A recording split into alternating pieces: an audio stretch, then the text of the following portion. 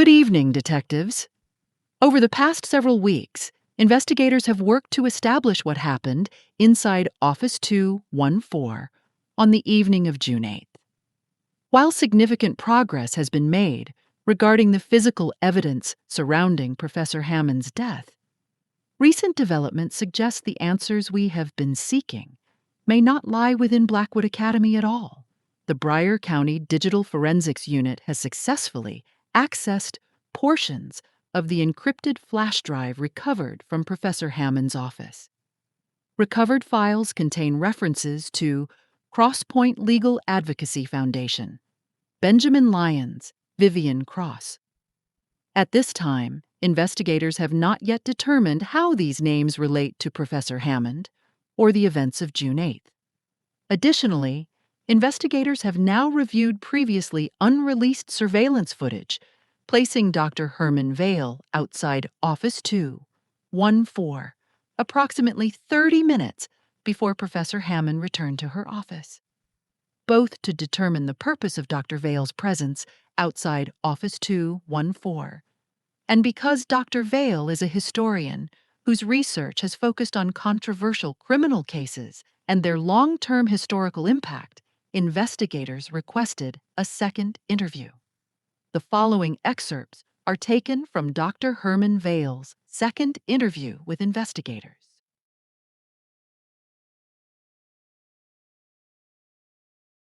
I understand why you've asked me to return. After reviewing the surveillance footage and learning that your investigators had recovered references to the Crosspoint Legal Advocacy Foundation from Professor Hammond's encrypted flash drive, I realized there was no longer any purpose in remaining silent. There are things I should have told you during my first interview, not because I believed they would help identify Professor Hammond's killer, but because I believed they were not my secret to tell. You asked why I was outside Office 214 on the afternoon of June 8th. I was there to speak with Vanessa about an upcoming academic conference.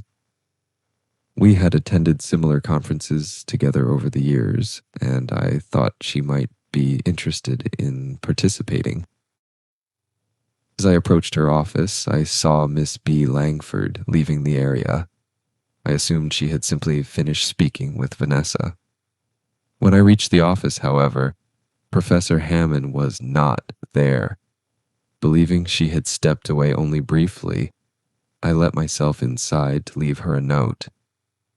There was a newspaper article lying on Vanessa's desk. Ordinarily, I would have paid it no attention. Vanessa's desk was rarely what anyone would describe as organized, but I recognized the article immediately. Years ago, while researching the long-term historical impact of controversial criminal cases, I came across that very article. It examined the Crosspoint Legal Advocacy Foundation and its role in advocating for the release of Benjamin Lyons. The foundation argued that Mr. Lyons had been wrongfully convicted and devoted years to overturning his conviction.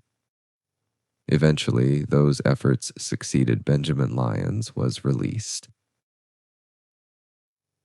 A short time later, he entered Iron Falls Mall carrying an explosive device. More than 100 innocent people lost their lives that day. Many more were injured. It remains one of the deadliest acts of violence in Pennsylvania's history. In the months that followed, public attention shifted toward the people who had worked so tirelessly to secure Mr. Lyons' release.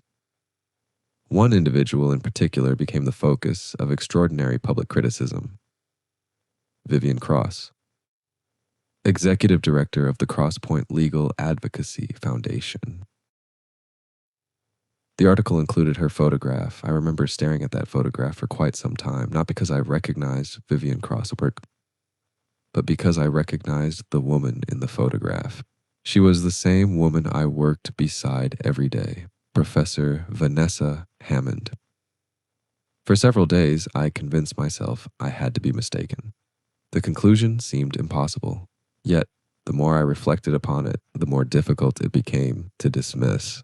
Vanessa had arrived at Blackwood Academy not long after Vivian Cross disappeared from public life. She rarely spoke about the years before joining our faculty. Whenever conversations drifted toward the Iron Falls Mall bombing or the public controversy surrounding Benjamin Lyons, she became noticeably uncomfortable and almost always changed the subject. Individually, none of those things meant very much. Taken together, they became difficult to ignore. Over time, I came to believe Professor Hammond and Vivian Cross were the same person. I never asked her if I was correct.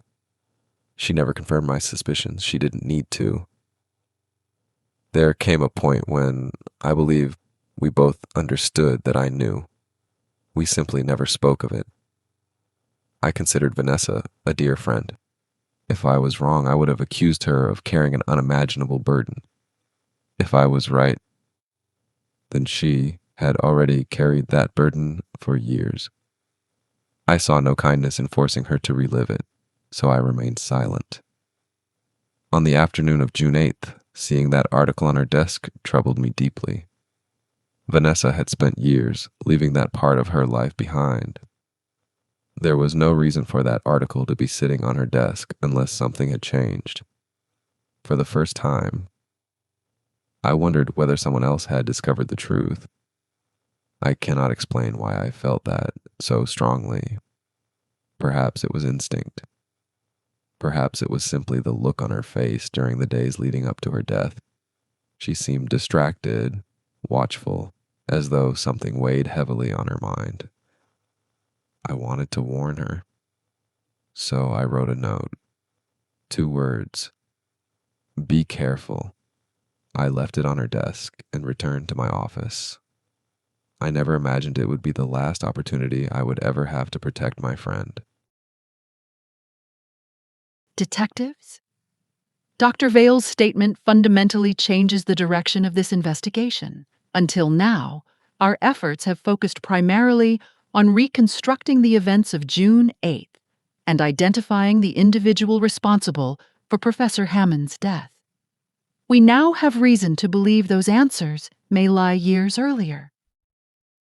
Investigators are actively reviewing historical records related to the Crosspoint Legal Advocacy Foundation, Benjamin Lyons, and the Iron Falls Mall bombing. Additional background investigations are also underway to determine whether anyone connected to Blackwood Academy may have recognized Professor Hammond's past identity. At this time, investigators have reached no conclusions regarding motive or suspect involvement. However, it is now evident that Professor Hammond's past may prove just as important as the events that occurred inside Office 214. I encourage each of you to revisit the evidence with fresh eyes. Ask yourselves not only who had the opportunity to commit this crime, but who may have had a reason. The answers may have been in front of us all along.